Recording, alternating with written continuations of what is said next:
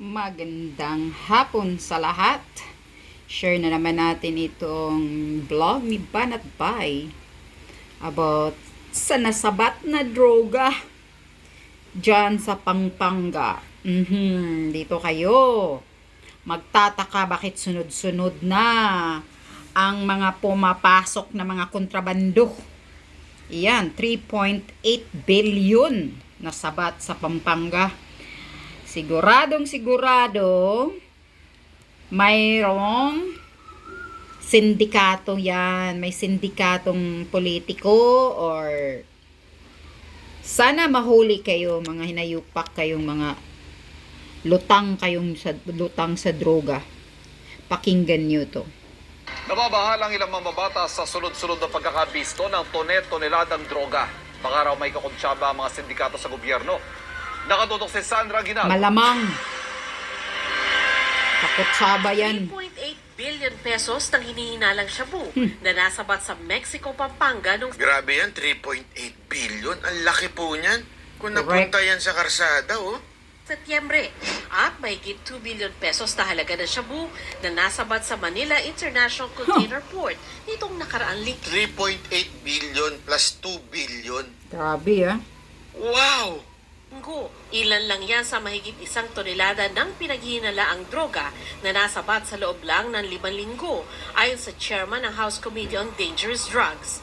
Bagaman natutuwa ang ilang kongresista sa resulta ng operasyon kontra droga, may nababahala rin na baka raw may kakuntsabang taga-gobyerno ang mga drug syndicate. Malamang. Sigurado yan. Correct. Meron yan. Mayroong The state kakutsaba value of yan. the shabu is over 30 billion pesos.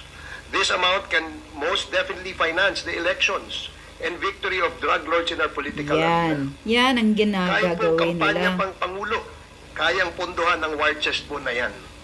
Mabuti na nga lamang at marami pa ring matitinong kawani itong ating mga law enforcers or units. Kaugnay sa pinaghihinalaang shabu na nasabat sa isang warehouse sa barangay San Jose Malino sa Mexico, Pampanga, tinanong ang barangay captain na si Ramonito Bautista kung bakit hindi niya natulugan ang nagaganap sa warehouse sa kanyang lugar na ayon sa National Bureau of Investigation ay pag-aari ng isang Willie Ong.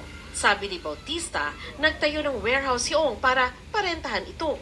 Tinanong din ang dating mayor ng Mexico na si Teddy Tumang na nagpalabas ng building permit para sa warehouse. Pag-amin niya, bumili rin daw ng lupa si Ong sa kapatid niya. Pero giit ni Tumang, wala siyang kaugnayan kay Ong. Sinusubukan ng GMA News na matunton at makuna ng pahayag si Ong na pinatawag ng kamera sa susunod na pagdinig ng komite. We really have to establish kung yung lupa ba na yun, doon ba talaga tinayo ng Empire Building so that we will know if the local officials might be involved in this transaction. Are you aware that Mr. William is involved in any drug dealings? Hindi po. Wala po. Ayon sa Philippine Drug Enforcement Agency o PDEA, nasa 1.8 million ang tinatayang bilang ng drug users sa bansa. At kada taon, Grabe. umaabot daw sa Grabe, no? Grabeng Ewan ko. This is just so frustrating kasi naayos natin to nung 6 na taon eh. Bumagsak Correct. to eh. Naayos Sa totoo na ni naman, PRRD walang biro. yan. Medyo radikal yung nangyari noon, pero bumagsak ko talaga ang kalakaran ng droga noon. Yun nga eh. As in, maniwala ko kayo sa akin, ang dami kong kakilalang tumumba, tumaob. Maraming, alam mo yun? Pero ngayon, grabe ho ito. Kaya, sana lang po tayo nakikiusap sa mga kapulisan natin, sa PDEA, sa NBI. Mga sir, mga ma'am, wag ho kayong papaakit sa pera. Ay, alam nyo, ako sa totoo lang, matindi kaya ipanalangin natin itong mga kapulisan natin kasi pera lalo na sa hirap ng buhay ngayon, Kaya nga. lalo na sa tindi ng hirap ng buhay ngayon, marami ho talaga ang kapit sa patalim. Di ba? Marami Kahit nang ho yung mga magbibinta law ng enforcer droga. natin.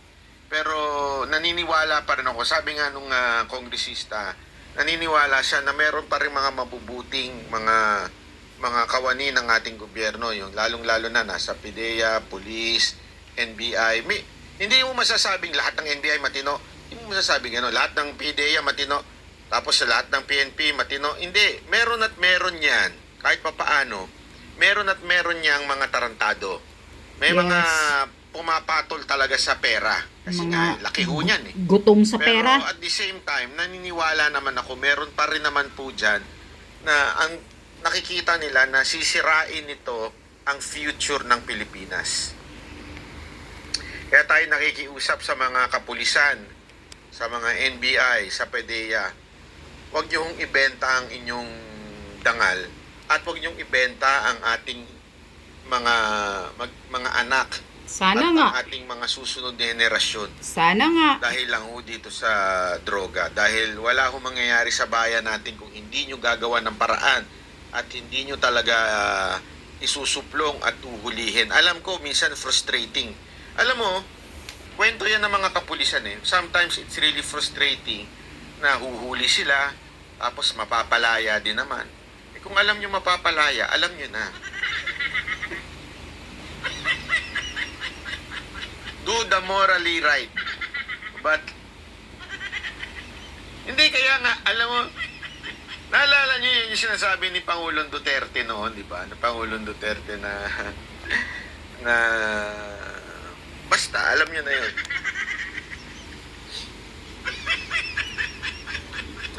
Well, hanggang dyan lang. Yan ang sinasabi ni Maharlika. Talagang tama talaga yung mga pinagsasabi ni Maharlika. Pati ang malamang mayroong koneksyon sa mga politiko. Yan, kasi nga wala namang kinatatakutan, hindi naman sila natatakot sa presidente. Presidenteng weak. Ano bang kinatatakutan nila? Saan ka dito? Noong panahon ni PRRD, wala na ito eh. Naputol na itong mga ganitong mga sindikato.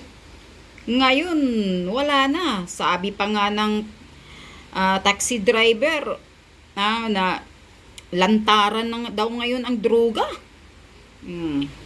Bumabalik na, talamak na. Yan. Ano kaya ang mangyayari sa mga kabataan, sa mga kinabukasan ng mga kabataan kung ganitong klaseng Pilipinas ang talamak ng droga, nakakasira sa kinabukasan ng mga kabataan. Lalo na ngayon, naghihirap, tighirap, maraming naghihirap dahil sa mga bilihing tumataas. Tama, yung sinasabi ni Banat Bay, marami ang kapit patalim.